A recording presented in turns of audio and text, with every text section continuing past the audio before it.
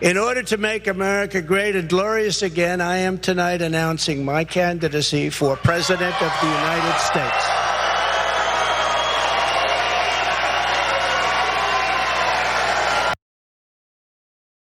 Oh yeah, President Donald J. Trump, he said in order to make America great and glorious again, he is running because only he can make America great and glorious. Let's just go and put that on the record according to him. So he announced his run last night at Mar-a-Lago in a 63-minute speech. Tragically for him, he was criticized for having uncharacteristically low energy. You remember when he labeled one of his other competitors low energy? He had low energy himself. He spent much of the speech repeating the same lines from his rallies, which include criticizing President Biden's approach, economic record, and calling for voting reform. Take a listen to the highlights from his speech. People think that because of this, China played a very active role in the 2020 election. Just saying. We will not let men, as an example, participate in women's sports. Is that okay? Everyone who sells drugs, gets caught selling drugs, to receive the death penalty for their heinous acts. These are savages. They say, oh, please don't use that name. They're people. No, they're not. These are savages. And the socialist disaster known as the Green New Deal, which is destroying our country, and the many crippling regulations that it has spawned, will be immediately terminated so that our country can again breathe and grow and thrive like it should. And I was with President Xi, who's now president for life.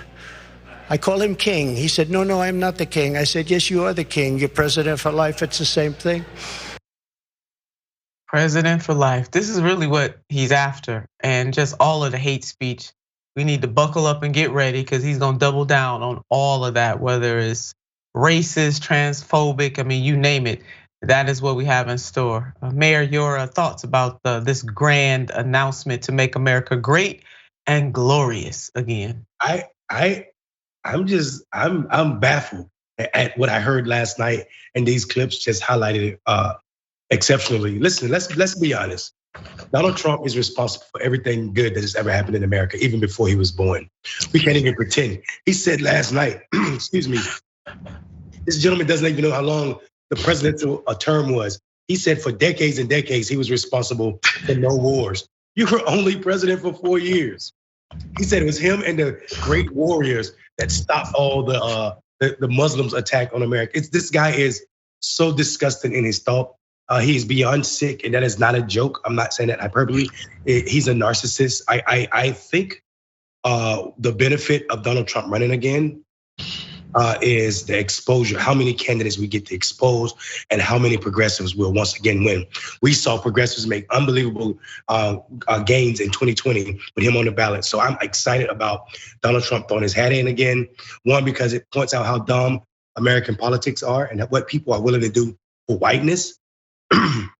And then also it reminds us of what's possible when progressives run. So maybe we win in the primary big, and we don't have to worry about so many Donald Trump followers. But I think this is not the voice from where the Republican Party has been going in a long time. We can't just act like Donald Trump bent this arc by himself. Ronald Reagan too was equally as special as Donald Trump, and by special I mean dumb. So I think when we exclude all the lies of Ronald Reagan, when we exclude all of the shenanigans of Ronald Reagan, selling arms, taking the money, illegally using it to launch a drug war, dumping drugs in black communities, and then denying it all while he talked about welfare queens, we see a direct path to where we are right now. So this is not a divorce from American politics at all. Mayor, you bring up some very strong points, the whole Oliver North, just the fact, but with Reagan, he was more polished, I guess that's the word I could use to be PG about it. Then Donald J. Trump is the difference between the fox and the wolf, and at least you know exactly where the wolf is coming from.